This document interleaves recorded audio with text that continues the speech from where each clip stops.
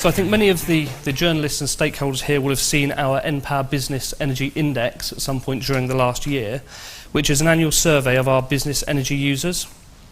And this is now in its 8th year, and it showed this year that energy risk is the primary risk for major energy users, above even health and safety and credit risk, which are some of the more traditional risks that businesses face. But what do we mean more specifically by energy risk?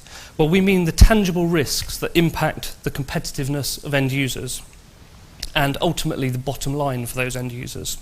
And as you can see in the table on the left there, energy risk, ranked out of 10, is first for major energy users. Perhaps unsurprisingly, it ranks slightly lower for SMEs, where we're likely to see less energy-intensive businesses, but nonetheless it's still the 5th risk for SMEs. Although energy is identified as the number 1 risk for the major energy users, not all have an energy strategy in place.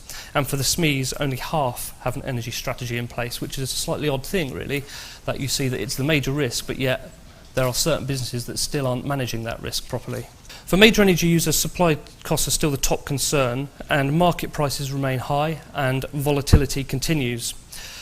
Legislative compliance for the 2nd year is the 2nd most pressing concern.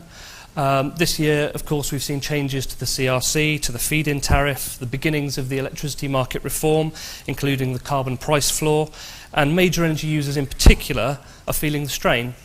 Well up the list of priorities as well is reputational risk for energy end users, which is perhaps a nod at the league tables that will be produced, well, which have been produced today as part of the carbon reduction commitment. Why do major energy users place energy as their number 1 risk that they're facing? There are 3 key concerns that are pointed out on the roadmap behind me. First is sustainability.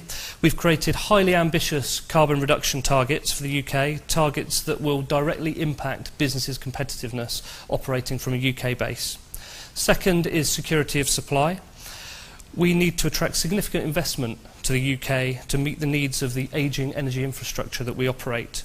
And end users fear the lights going out, at least momentarily, and for some, the gas supply did literally go off last winter.